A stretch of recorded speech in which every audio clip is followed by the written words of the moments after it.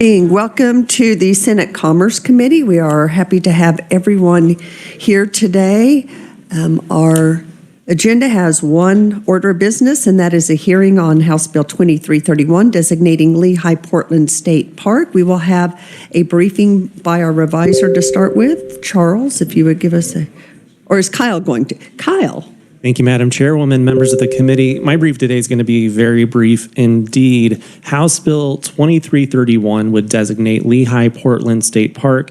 This bill passed through the House Agriculture and Natural Resource Committee and then passed through the House Chamber 101 to 21. Thank you, Madam Chairwoman.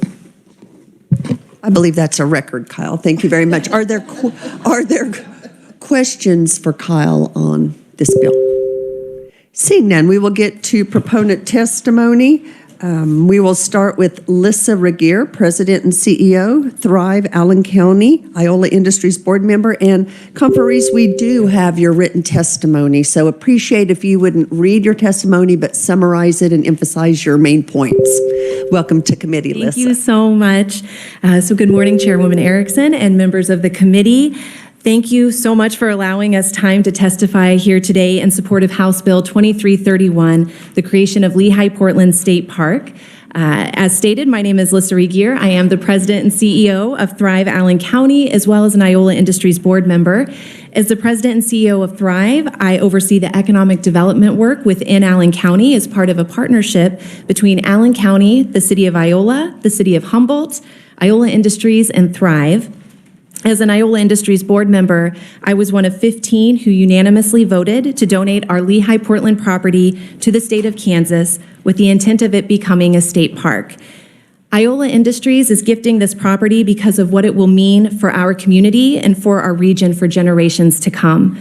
Someone mentioned last week that it's self-serving generosity, and I like that term. It encapsulates everything that Iola Industries has done since 1955. We've been self-serving in our generosity because it means that our community that we love grows and thrives.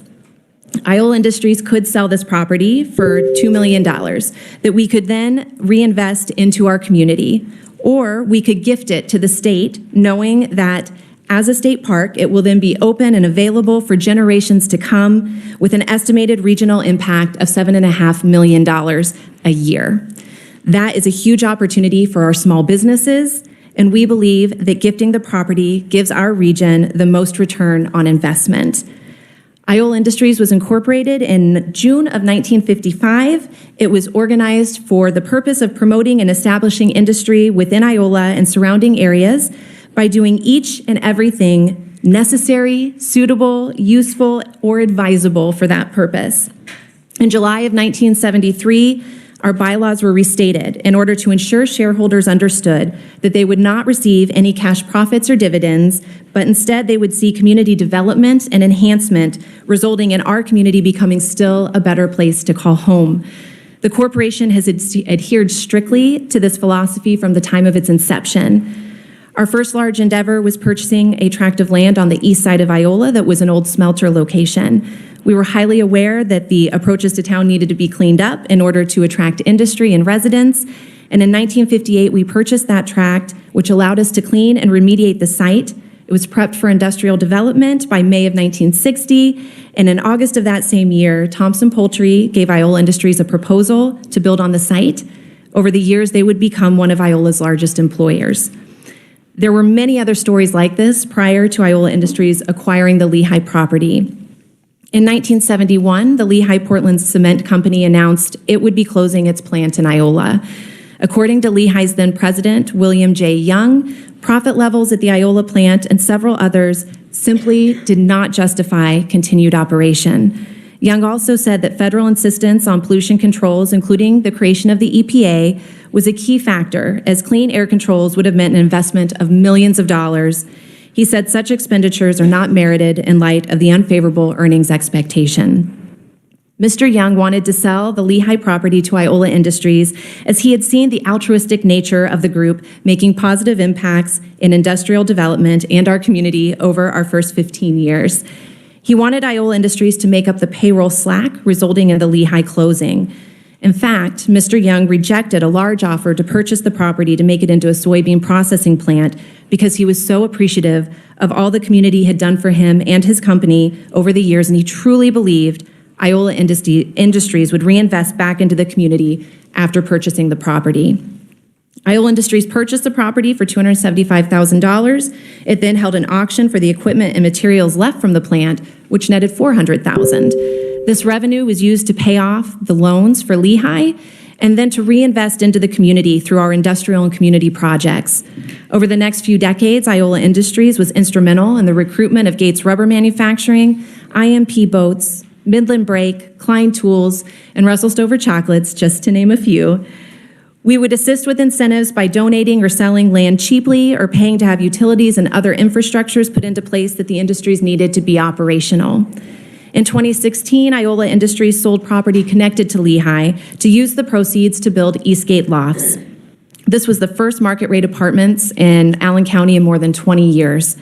We did this at a financial loss to the organization because we knew there was a lack of housing for employees in our community and wanted to work to address this, knowing that although it would be a loss for our organization, it would be a gain for the community. We also provided a cash incentive for G&W Foods to build a grocery store in Iola after we were without a standalone grocery store for more than 8 years. Again, this was done solely because we knew how important it was for our local community to have a grocery store in the heart of downtown Iola where it could be easily accessible. From 1979 to 1982, the city of Iola considered taking over the Lehigh Quarry property as a fishing lake and recreational area. One city official said, arguing against the quarry was like arguing against motherhood and apple pie. And ultimately, Mayor Jack Hastings said, everyone here would like to see it become a recreational asset for the community, but there doesn't appear to be any way that we can handle it. He went on to say, I don't think the city could support it properly. It's too big for us, but it's also too good to let die. As a way to save the property for future recreational development, Iola Industries began leasing the lake and southern portion of the property to the local Elks Club for $1 a year. This ensured it was utilized, and some members of the community had access to it, while Iola Industries considered further options for development or public access to the area. Since 2014, volunteers and local organizations have invested more than $1 million in trail infrastructure, public art on the trails, and maintenance of the property. We had a vision that these trails would become an economic driver as well as a recreation spot for our community, members and visitors alike. That vision very quickly became reality. One of the first things we learned with Lehigh Portland was that it was to become our #1 recruitment tool to entice people to move to Allen County. Even before the trails were completed, we were taking recruits for various job openings in our community to Lehigh to show them what was to come. The first dentist I successfully recruited was back in February of 2015. Their family of 5 chose to move to Allen County over other communities, in large part due to Lehigh Portland.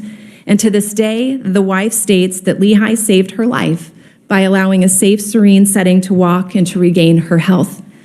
One of my favorite things is to take recruits or new members of our community out to Lehigh, to start at the East Trailhead and walk them to the Vista, where they overlook the entire lake.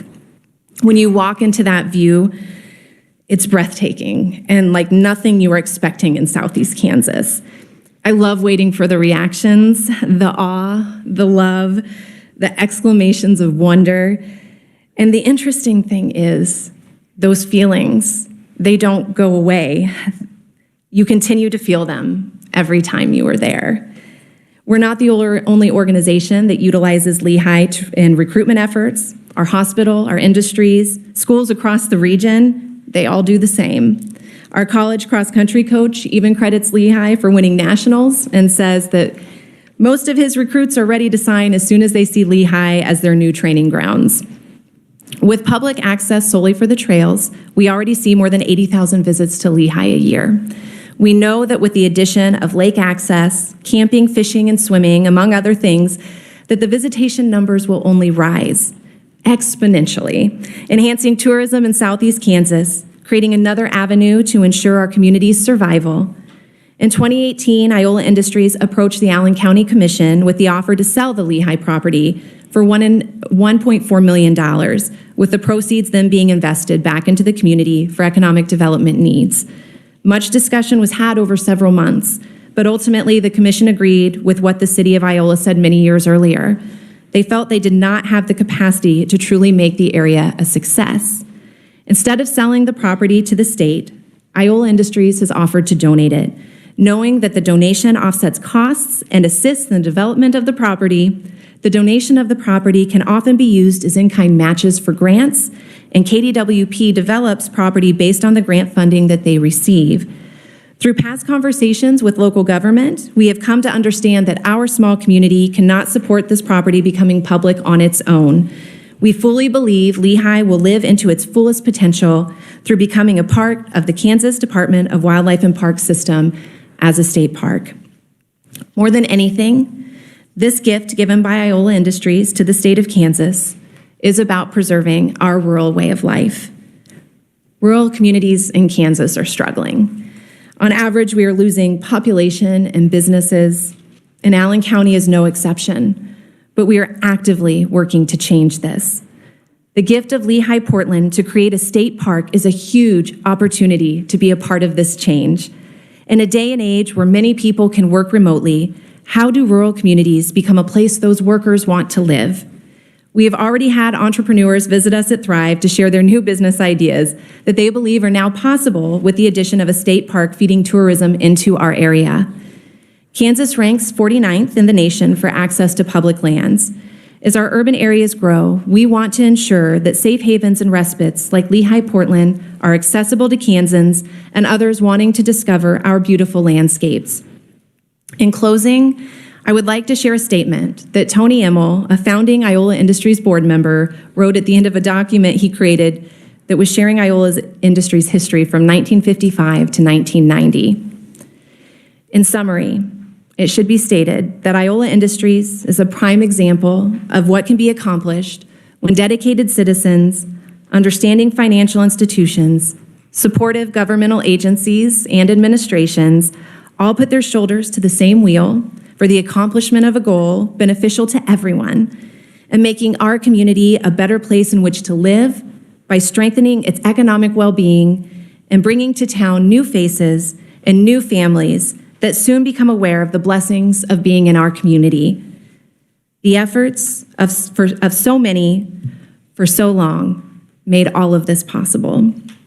And I believe that's evidenced by the people behind me today who drove the 2 hours to be here, as well as the more than 100 letters of support that you've received from our community, region, and across the state of Kansas in support of Lehigh Portland State Park.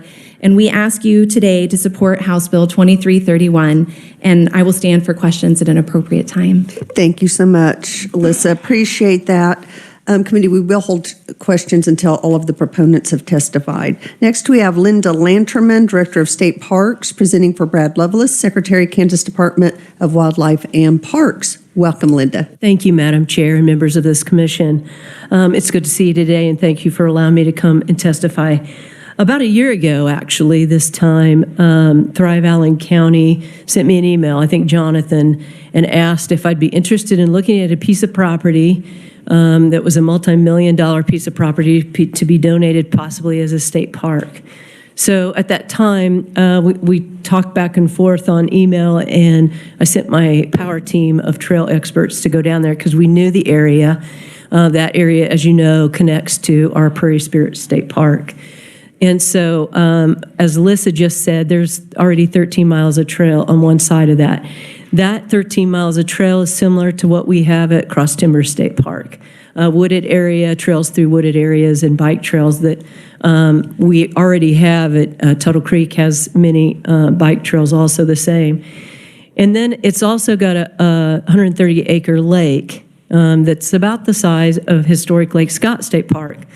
And so we felt like this was something that we would want to explore. So we all, the secretary and myself and my team went out there and took a look at the property. And we hiked the trails. And when you come off the trail and you get on one of the cliffs and you come and see the beautiful crystal clear blue water, which I've not seen in any of our state parks before, it's just a gorgeous piece of property. And so throughout the year, we've been talking about what would we do and why would we want to do this. And I wanted to point out a little bit about our economic impact study of what Kansas State Park does to the state of Kansas. In 2021, the Economic and Development Research Business Center at Wichita State University did an economic impact study for us. We provide over $287 million impact to the state's economy. The top activities that people sought, which is no surprise to me, is family time, camping, and hiking. Hiking is our number one use for our SCORT plan, which is a strategic plan that we have to do every 5 years to receive federal grants from the Department of Interior. In addition to that, this fits well with what we do already. And so when we went out there and looked at it, we accelerated this because Sprint money became available. And the Sprint money, on top of the donation, a multi-million-dollar piece of property, it already has the lake quarry. It already has trails there. We could develop further at no cost, 100% grant, to develop campgrounds that clearly needs to be put there. Why a state park is because we can receive fees for that. It has to be a state park for us to generate those revenues, to make it work. So I look at this property very, very similar to historic Lake Scott State Park.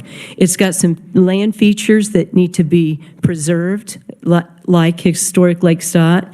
It's got a beautiful body of water, used the same way we would at Lake Scott. It's got the trail features that we would be the same, and it provides an outdoor activity in that part of the state, which we don't have anything in that part of the state. And so, as you know, in 2019, we were in historic flooding. In 2020 and 21, we were in historic revenue and visitation because of the COVID pandemic.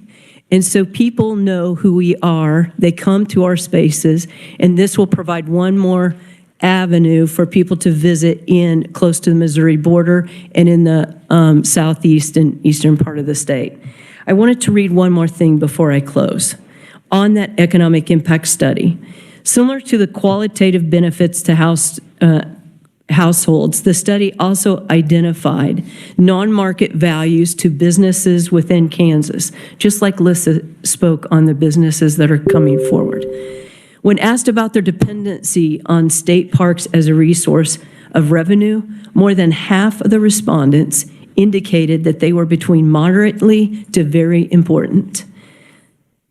An overwhelming number of residents or firms indicated that if a state park closed, 45% indicated they would close, downsize, or have to move. So I know we have an impact. I know that we can manage this into a facility that will bring a benefit to the area. And I know it will be a benefit to the revenue of Kansas State Parks. And I would appreciate your passage of this bill. Thank you. Thank you. And are you able to stay for questions? I will. Thank you. Committee, next we have Darrell Pulliam, Pittsburgh State University. Welcome, Darrell. Good morning. Thank you for having me at this time. My name is Darrell Pulliam. I'm a resident of Pittsburgh, Kansas. I'm a local business owner. I'm a bicycle advocate, a previous professional BMX racer, and for the last 20 years, really just an advocate for cycling in general. I'm really coming before you this morning to support this bill because I think it has such valuable impact for not just Iola and Allen County, but really for the entire region. And one of the things I'd really like to talk about is really a term that I've coined, bike economics. And bike economics is a term that I use with myself and a lot of people all around the country. I've had the privilege of living all over the country for about 30 years and came back to Southeast Kansas 10 years ago and really came back there by design because I was living in Atlanta, Georgia, where I really couldn't ride my bike on a regular basis without putting it in the vehicle and driving it to a location. The privilege that I have now is living in Southeast Kansas. I get on my bike and I put the things on it that's required, and I ride all across the state. I do ride over to Iola on a regular occasion. I've visited the Leland Park as it sits right now, and I use the other amenities with the rail trails that support it. And I can't emphasize enough that the people that I ride and the people that I support and stay with, we look at assets like that as being so critically important for Southeast Kansas. As Alyssa mentioned, it's extremely difficult to keep people in Southeast Kansas, let alone get them to move to Southeast Kansas. But we have been successful by using the live, work, play model. And part of that really supports having these kind of amenities available. I've had the privilege of riding my bike in over 40 states around the country. I choose to ride now in Kansas. I still go over to Missouri and I ride the Katy Trail. I go down to Arkansas and ride the Oz trails there. But it's really convenient for me to get on my bike and use the Prairie Pathway system, which is a 3-county multi-project that I'm one of the founding members of to help support a dedicated trail that now leads directly to Iola and allows us to get on to the Prairie Spirit Trail or the Southwind Trail and to use the Lehigh Trail system. Again, from looking at it from an economic standpoint and a tourism standpoint, it's a very large attraction. I have people that contact me through my network of riders around the country, and now they want to come to Kansas, specifically Southeast Kansas, to use the amenities that we have in that location. So honestly, I just want to come before you today to encourage you to support this bill, and really, that's kind of it. I'll stand for any questions. Thank you so much, Joel. Appreciate you being here. And I'm impressed. Right? I don't know how far that is, but it sounds like a long way. You put some miles on that bike. Okay, Committee. They can take pictures as long as they stay behind the image. Yes, please, if you're taking pictures, stay behind the podium.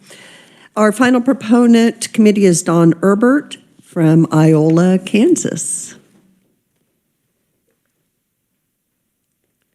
Welcome, Don. Thank you for having me. I think I owe it to you to tell you I'm not associated with any organization or affiliated with anybody. It's just me coming in here, so I thought you should know that. In case I say something stupid and they don't want to claim it. We never have stupid remarks in the legislature for the record. Read it so I don't drift off here. My name's Don Erbert. I live just outside of Iola, Kansas. I'm a businessman, an outdoorsman, and a family man. I spent 11 years on the Kansas State Board for the National Wild Turkey Federation. 6 of those years was as state chapter president. During that time, our number 1 goal was helping the wild turkey. Our number 2 goal was getting people in the outdoors, or as I like to call it, God's church. I'm sure most of you are aware that 98% of the land in Kansas is privately owned. This was our biggest challenge in getting people a place to go so they could enjoy the great outdoors. So we pumped a lot of money into programs that open up private land to everyone. This was usually done in conjunction with the Kansas Department of Wildlife, Parks, and Tourism through the walk-in hunting area program and even helping the state purchase parcels of land.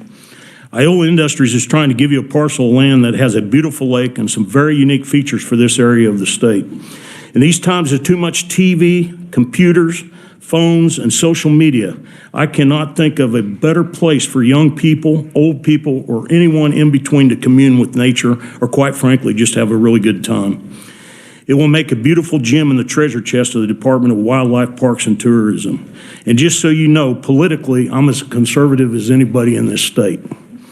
This is a very generous gift to the state, and it's up to you politicians to represent the people to make sure it becomes a gift to every single person of this state for forever.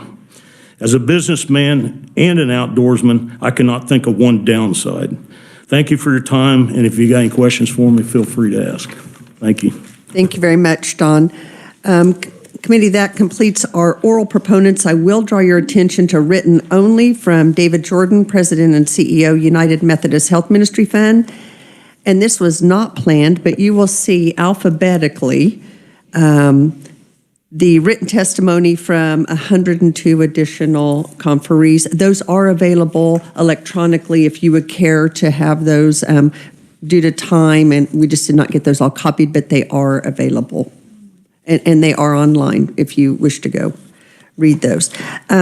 We will go ahead and draw attention to neutral written only because Leo Henning, Deputy Secretary for Environment, Kansas Department of Health and Environment, is here and willing to answer questions. So committee, if you have questions for proponents or our neutral written only conferee, he is willing to stand for questions as well. So what questions do we have from the committee? Senator Peck. Thank you, Madam Chairman. This question would be for Mr. Pullen.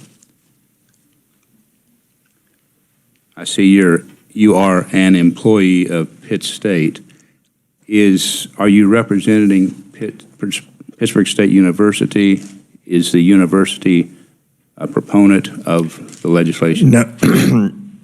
Senator, no, I am not representing the university today. I took a personal day vacation to come up to the hearing. The reason I ask that, you're using Pittsburgh State letterhead. And so it indicates to the committee that Pittsburgh State is supportive of the legislation, Okay. which I'm not saying they are or are not. I do not know, but that's the reason I was asking. So you do not know if Pittsburgh State is a proponent of the legislation? I do not. Okay, thank you. Thank you, Madam Chairman. Senator Tyson. Thank you, Madam Chairman. Thank you for the testimony. I gave a heads up that I was going to ask this question, so it would be for Melissa. She knows it's coming. So I find it quite interesting that you're gifting with restrictions and that you hired a lobbyist. How much are you paying for that lobbyist, and why didn't you come to your legislator? So we actually ended up hiring a lobbyist as we were working through the House, and we ended up having our bill heard with 2 other bills. So it was a very tight turnaround for us to be able to explain all of the details of what Lehigh Portland can be for the community. And so as the bill made it onto the House floor, it got blessed, and because representatives said we would still like to ask some more questions, so it went back to Ag. During that time frame, many community members were calling me and saying, there's no way, Lissa, that you and your director of Trails, John Leahy, who have been up there working to educate as many people as possible on this bill, can truly do that work, just the 2 of you, talking to 125 people. So our community members have actually donated to pay for the lobbying firm. And so currently we have spent $7,500 on a lobbying firm. And I will say too, that Iola Industries Board did meet along with our Economic Development Advisory Committee to discuss this. And I did bring up what the optics could look like when we're gifting a piece of land. And what was brought back was, we will do everything we can to ensure that the state knows how important this is to our community, what it can mean for our community and our region. And if our community wants to donate to add more boots on the ground, to educate people on what's going on, we're behind it. Some of those donors are in the room today, some of them couldn't make it. Senator Tyson. Thank you, Madam Chairman. Follow up. So who was it that advised you to get the lobbyist? There were many community members who contacted us about it. Okay. Yeah. If I may, Madam Chairman, I love that it's boots on the ground and that the community's involved. I have received a few emails and a few phone calls against, that the community's not 100%, but there are many for it. I appreciate the efforts. What I would like to see, if you guys could, there's a program that has been discontinued by the Department of Commerce. It's called the Can Step program, and it would be a 50% grant match and a 50% boots on the ground initial involvement. I love that, and that would be something that could benefit the park and other community. I know that Uniontown built a fire station that way. It's just a great program. I hate to see that gone. I know it could have something to do with this, though, in the future, that we could have that relationship going again. Thank you, Madam Chairman. Any other questions? Senator Ware. Thank you so much, Madam Chair. We hear all the time about certain areas of the state struggling and rural areas in general, and Southeast Kansas is one of those areas. And so this seems like a wonderful way to benefit not just Southeast Kansas, but the whole state, frankly, in that all the fees that would be collected and that sort of thing. I can see visitors from Missouri as well as Oklahoma coming to visit here. And as we keep saying in the Tourism Council, every new resident is a visitor first. So I think there are benefits beyond numbers that we could count here. And I'm just thrilled. I'm going to go visit. Clearwater in Kansas. I mean, I am so used to barely being able to see my feet, that to see 40 feet down, that's just crazy cool. So I see this as a win-win, honestly. Senator, and just in case this wasn't hit upon earlier, the reason that the water is so clear is because as they dug that quarry, they did hit the groundwater table, and so it is filtered up through the limestone, and that is why it is so clear and beautiful. I echo Senator Ware's comments, and I can't wait to go. And I was so excited until, Lissa, I read in your testimony about the snakes. I'm going to have to rethink that, but I think I can. All kinds of wildlife. Okay, I think I can get over that. Senator O'Shea. Thank you, Madam Chair. More of a comment. Thanks for being here. Was able to work with some stakeholders last year to create a program that allowed for our libraries to partner with state parks. So as this moves forward, I hope that you look into that and make sure that your local libraries are involved in the process. Thanks. Thank you. I'm actually looking at my Director of Trails. One of the testimonies is from our librarian, and actually tomorrow, if it wasn't for the rain, we are not partnered with the library, but with the local elementary schools, and they take busloads now out to Lehigh, especially to John Brown's Cave, and explore and do a little spelunking as much as they allow littles to do. And so we have been using it definitely as an educational space as well. Thank you. There's some brave teachers be taking a bunch of elementary kids to a cave. I speak from experience, as I'm sure Senator Dietrich does, and Senator Dahl. Any other questions or comments? Senator Holland. Yeah, I had just a question and a follow-up comment for Mr. Pulliam again. Thanks for being here, sir, and I really appreciate your comments about basically the biking opportunities. Can you share with the committee a little bit more about just kind of like the ecosystem of the bikers and basically the types of economic development opportunities when bikers come into trails like this and what that does locally? Sure, sure. I'd be glad to share with that. I'll speak from personal experience first, and then I can follow up with some other people that I know do it the same way that I do. I get on my bike and I look for destinations to go to. In this case, I ride my bike from Pittsburg, Kansas over to Iola. It's about 75 miles. My capacity a day is usually about 125 miles during the summer. So I ride to Iola and then I spend the night. So I get a local hotel or a Airbnb. Occasionally in my younger years, I'd do a lot of camping, so I would camp at an established camping site. But typically when I go to those communities, I stay in a hotel, I eat in a decent restaurant. I usually go into the local bike shop, which Iola has one, and spend money. And then I go, in the evenings, I might go out for a beverage or a drink and have a couple of drinks, and then I go back to my hotel. I get up the next day and I have breakfast. Depending on if I'm moving on, in that particular case, I leave Iola and I ride up to Ottawa, and I spend a second night at the hotel. It's just adjacent to the Prairie Spirit pathway. And then the next day, I either ride back to Pittsburgh or I get picked up, which somebody drives over there, and we spend more money in that community. So I really look for bike destinations, and I do the same thing when I go down to Arkansas. And from where I live, I ride in 4 different states. I leave my house in Pittsburg, Kansas, go to Missouri, do the same thing. I go to Arkansas, and I go to Oklahoma. That's part of what I was mentioning was before I would have to put my bike in a car and drive it to a location. Now I have the privilege of being able to be where I'm at and be able to go on those journeys. My friends that are scattered all around the country now come and see me, and we do the same thing. There's several large events you might be familiar with in Kansas. One's the Unbound Gravel event in Emporia, Kansas, that brings close to 7,000 riders now once a year. Those riders come to Kansas a couple of times a year and use the amenities and the trail systems and the roads that we have. So really, from a bike economic standpoint, it's really about the people that have the disposable income that's choosing to come to our community, or we're encouraging them to come and spend their hard-earned money. Does that answer your question? Yeah, and that's kind of like what I wanted to reinforce with my comments is my one of my sons and his wife, they do a lot of mountain biking. They go down to Arkansas, they go all over the place, and to me, having these bike trails, and obviously, it's there for the locals, and that's very important. But the point is that having trail destinations like this is really a great way to get economic development into these more rural communities. And you have Kansans visiting sites in Kansas, which I think is very important. So anyway, absolutely, I was excited about the bike trails and what that could offer for the area. So thank you. Thank you.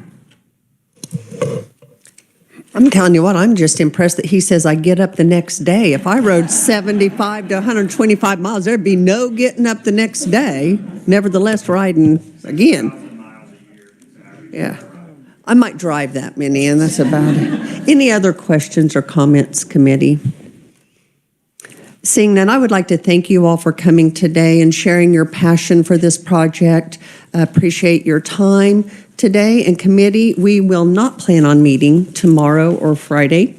So seeing no other business before this committee, we are adjourned.